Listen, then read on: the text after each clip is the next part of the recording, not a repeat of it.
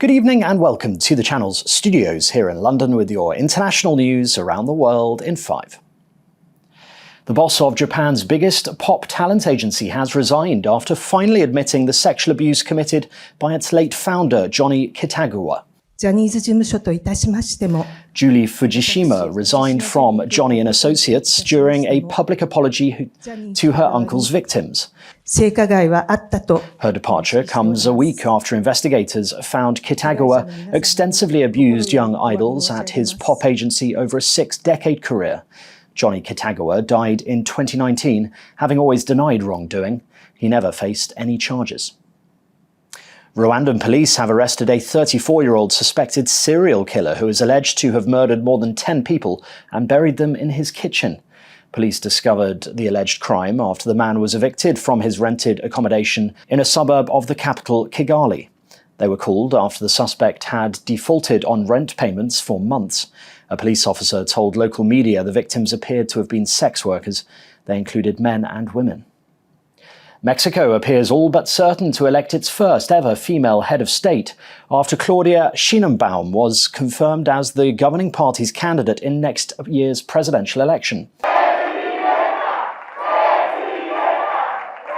Ms. Sheinbaum, a 61-year-old trained scientist, is a close ally of the leftist president Andrés Manuel López Obrador. Hoy ganó la democracia. Hoy decidió el pueblo de México. We will win in 2024, she told supporters in a speech. The former Mexico City mayor will face off against Xochitl Gálvez, who is leading the opposition coalition. Greece's storm Daniel has battered the capital Athens for a second day, just days after a deadly wildfire in the north of the country.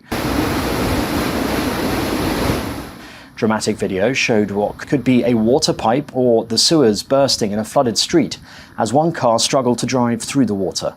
At least 3 people have died in the country and 4 more are missing. Greece has said the weather was the most extreme in terms of rainfall since records began.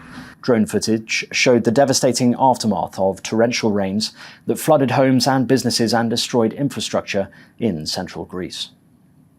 Japan has successfully launched a rocket with a lunar lander at its 4th try this year, after previous attempts were foiled by bad weather. 15, 14, 13, 12, Flight mode on. The flight mode is on. The orange kilo. The summer battery. The lander, dubbed the Moon Sniper, is expected to attempt a moon landing in February if all goes well. Japan has twice failed to reach the lunar surface in the past year, amid setbacks for its space program. It is bidding to become only the 5th country to land on the moon after the US, Russia, China, and India. The US State Secretary Antony Blinken has shared a McDonald's meal with Ukrainian Foreign Minister Dmitry Kuleba in Kyiv. So, what would you like to have? They have a week.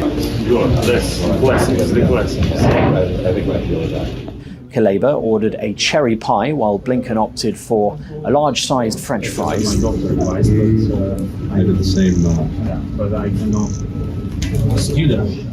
The two sat opposite each other while sharing the fries and discussing the importance of McDonald's coming back to Ukraine. The unexpected dinner date happened whilst Mr. Blinken was visiting Kyiv to express America's unwavering support for Ukraine through its ongoing offensive. We are seeing real progress over the last few weeks. As it happens, President Zelensky just returned from the front line, so I was able to hear directly from him his assessment of the counteroffensive.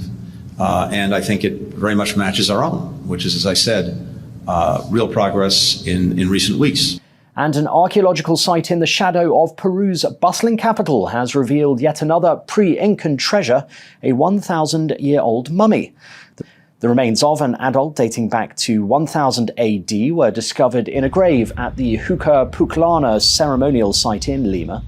The mummy belonged to the Yacuzma culture and was found in a seated position with its legs bent and arms crossed, surrounded by 2 ceramic vessels. And that's your international news around the world in 5. Now back to the channel's studios in Lagos.